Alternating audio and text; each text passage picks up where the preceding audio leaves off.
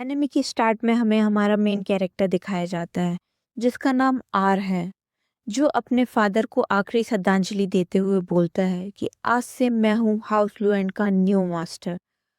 फिर scene flashback में shift होता है जिसमें हमें बताया जाता है आर जापान में रहने वाला एक सिंपल सी जॉब करने वाला इंसान है जिसकी हार्ट अटैक से मौत हो जाती है। जब उसकी आंखें खुलती हैं वो अपने सामने एक सुंदर लेडी को देखता है जिससे उसे लगता है शायद वो हॉस्पिटल में है। बट कुछ ही देर में उसे रियलाइज होता है कि वो किसी और दुनिया में रीइंकार्नेट हो चुका है।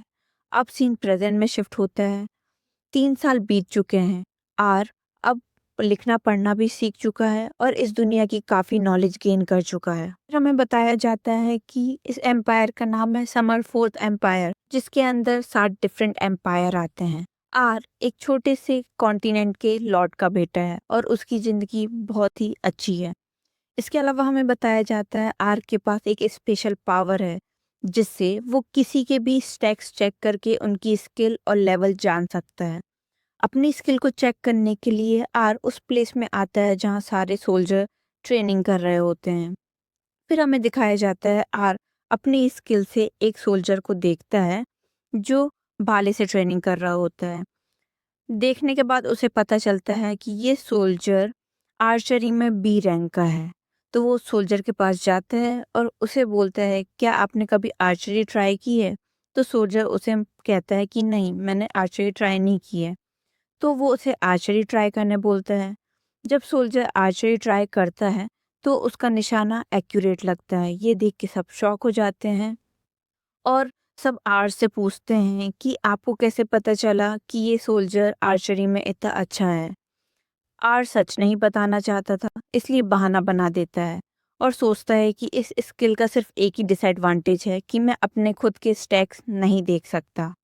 इसके बाद सीन डिनर टेबल में शिफ्ट होता है जहां उसके फादर उस स्टिंग की तारीफ करते हुए बोलते हैं तुम्हें इसे और इम्प्रूव करना चाहिए। अब आर्स डिसाइड करता है कि वो इस एम्पायर की और भी नॉलेज गेन करेगा, जिससे उसे पता चलता है ये एम्पायर बहुत करप्ट हो चुका है। ज़्यादातर रूलर करप्ट हैं और इससे बहुत ही जल्दी वॉर होने की पॉसिबिलिटी है। बट वो इतना स्ट्रांग नहीं है कि वो वॉर में पार्टिसिपेट कर पाए और अपनी फैमिली और अपने कॉन्टिनेंट को प्रोटेक्ट कर पाए।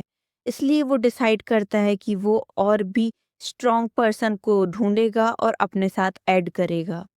अब सीन नेक्स्ट डे शिफ्ट होता है जहाँ पर आर्क अपना भेस बदलते हुए मार्केट में निकलता है। वो अपनी स्किल से बहुत से लोगों के स्टैक्स चेक करता है बट उसे कोई भी हाई स्टैक वाला पर्सन नहीं मिलता और थक के वो एक साइड में बैठ जाता है। बहुत ज़्यादा स्किल का यूज़ करने के कारण उसकी आंखों में आंसू आ जाते हैं। तभी उसे एक आवाज़ सुनाई देती है जिसमें एक वाइट लेडी मेल्कन को धक्का देते हुए बोलती है कि यहाँ कोई काम नहीं है, तुम सिर्फ नौकर बन सकते हो। हमें बताया जाता है माल्कन ऐसे इंसान होते हैं जिसे लॉम्बार्ड के लोग नौकर बनाने के लिए दूसरे देश से खरीद के लाते हैं। इनमें कोई स्किल भी नहीं होती। देख के आर उसके पास जाता है और उसे ब्रेड ऑफर करता है। दो वो पहले मना कर देता है फिर बाद में ले लेता है। जब आर अपनी स्किल से उसके स्टैक्स चेक करता है तो वो बहुत शॉक हो जाता है। उसके स्टैक बहुत हाई होते हैं जिसे वो अपने फादर से भी कंपेयर करने लगता है जो इस पूरे कॉन्टिनेंट के सबसे पावरफुल इंसान हैं। तभी मार्कन वहां से उठ के जाने लगता है। आर्क उसका पीछा करता है। आर उसे अपना बॉडीगार्ड बनने बोलता है बट वो नहीं मानता। फिर आर उसे खाने का लालच देता है कि तुम्हें बहुत ही अच्छा अच्छा खाना खिलाया जाएगा। तो वो मान जाता है और वो उसके घर चले जाता है।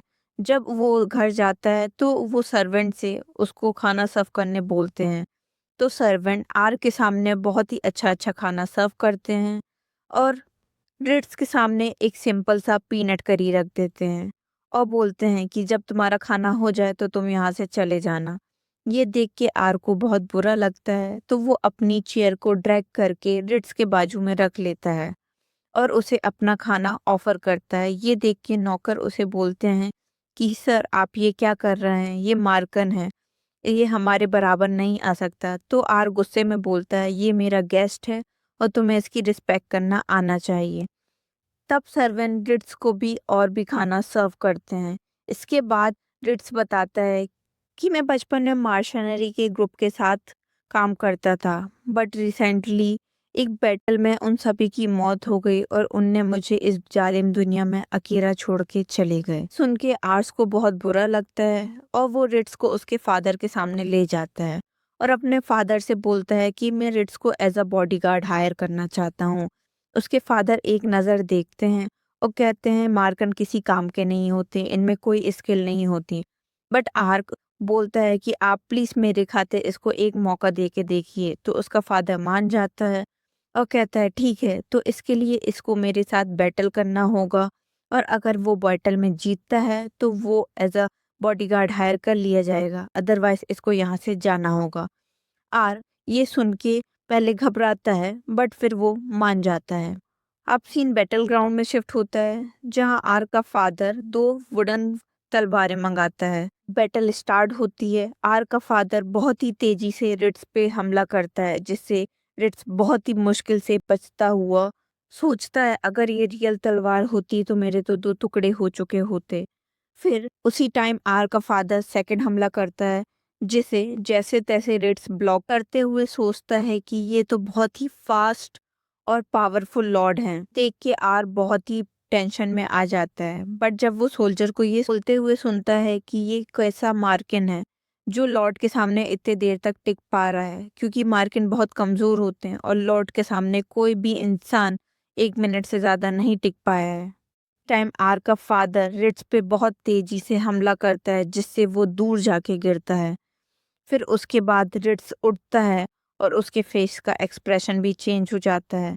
वो बहुत तेजी से आर के फादर पे हमला करने जाता है जिसे आर का फादर डॉज कर लेता है। बी रिट्स सन की रे का फायदा उठाते हुए आर के फादर पे पीछे से हमला करता है जिसके कारण आर के फादर को कुछ दिख नहीं पाता बट वो फिर भी उस अटैक को ब्लॉक कर लेता है और ये बहुत करीबी हमला होता है जिसको देख के सारे सोल्जर शॉक हो जाते हैं।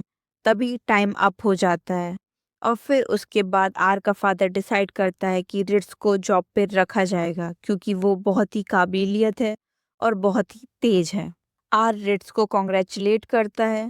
फिर सीन शिफ्ट होता है। रिट्स ने अब अपनी यूनिफॉर्म पहन ली है और वो रेडी है आर को सर्व करने के लिए। रिट्स आर को नी डाउन करते हुए थैंक्स बोलता है। ये एपिसोड यहीं फिनिश हो जाता है।